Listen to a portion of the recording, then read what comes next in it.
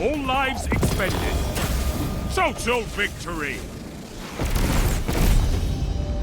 What's going on, ladies and gents, boys and girls, guardians of all ages, Joker back again, once again, and today, people, I'm going to tell you how Bungie can nerf each and every pinnacle weapon in the game, like Recluse, like Mountaintop. Hell, with this solution, they could revert Luna's Hell and Not Forgotten back to their original states, and still balance out the game without touching the damage on these weapons.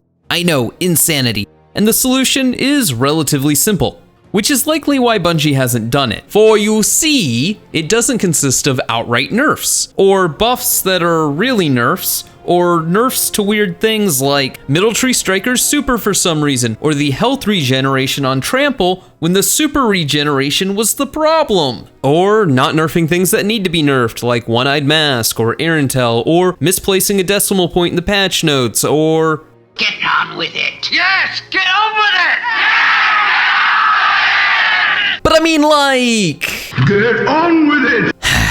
Okay. The fix really is stupid simple. Just make them exotic. One of the biggest issues with pinnacle weapons is how they combo off one another and exotic weapons. And some people may say, but Joker, that's the point! Yeah, well, it was a nice experiment, but clearly, especially because they've quit making pinnacle weapons, it failed. More so when you look at the Crucible pinnacle weapons. Just the combinations you can make with them, especially Recluse and Mountaintop, or Recluse and Revoker. And then you get into PvP builds where people are running around with Recluse and Mountaintop, or Recluse and Revoker, and then they have exotics like Truth or Wardcliff Coil. Right now, people are pairing together weapons that are, in many ways, vastly superior to most of the exotics in the game, with a handful of the highly lethal exotics in the game, and wondering why PvP is broken? Wondering why these weapons are an issue?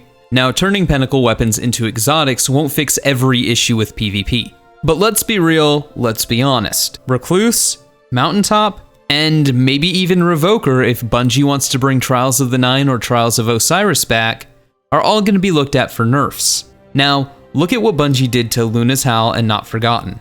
On console, something absolutely positively needed to be done about these weapons. No one is going to argue that. They were 180 rate of fire hand cannons with a 0.67 time to kill. So what did Bungie do?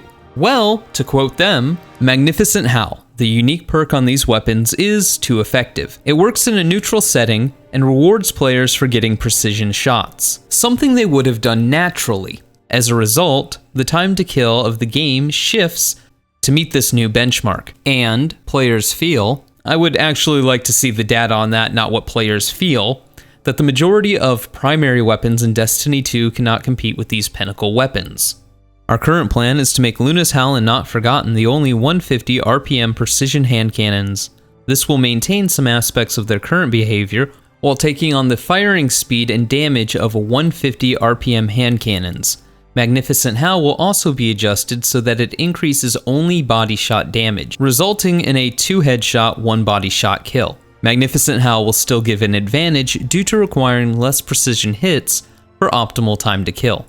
So not only did they bring Luna's Howl and Not Forgotten into the 150 rate of fire archetype, but by changing the way that Magnificent Howl works, in a way they were punishing players for getting crit shots, as the 150 round per minute hand cannons already killed in 3 crits, and as Bungie stated themselves, that's how you should be playing the game. That's the natural state of playing the game. This is something players will already be doing. Now, of course, this was done so you couldn't hypothetically 2-tap people, but was that really that big of an issue? First, the buff window made that rare, and if you're chaining shots back to back to back to back to back, without missing or without hitting the body, that's a skill. That should be rewarded. Again, this isn't like Ace of Spades, which can potentially 2-tap as well. It also has Firefly, it also has Outlaw, it also has one of the best range stats in the game, and it allows you to carry that 2-tap potential almost indefinitely, until you stow the weapon, or are killed, or fire all your Memento Mori shots. Luna's Howl and Not Forgotten had a very small activation window where this 2-tap potential was even possible.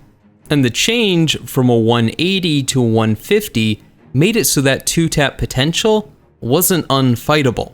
And second, was this 2-tap potential enough of an issue that it was worth nerfing the weapon in PvE?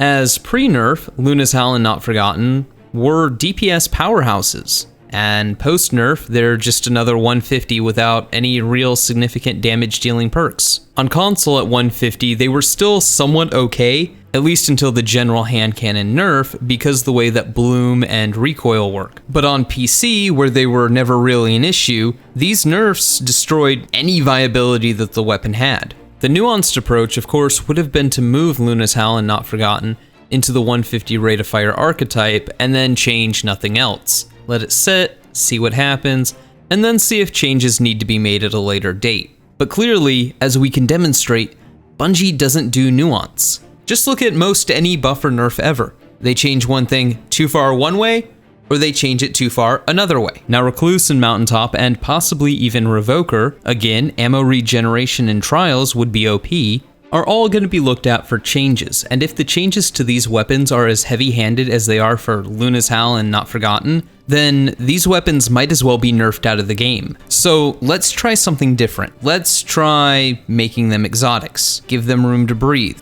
see how they perform in PvE and PvP. See how the meta shifts around this change, a change that just might balance these weapons without nerfing them out of the game.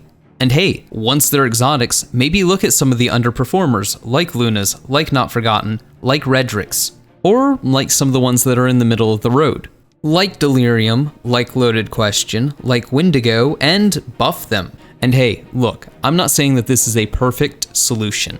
And perhaps maybe the answer is only the Crucible Pinnacle weapons should be made exotics. But I think it is a far better solution to make these weapons exotics than to see them nerfed into the ground like Luna's, like Not Forgotten.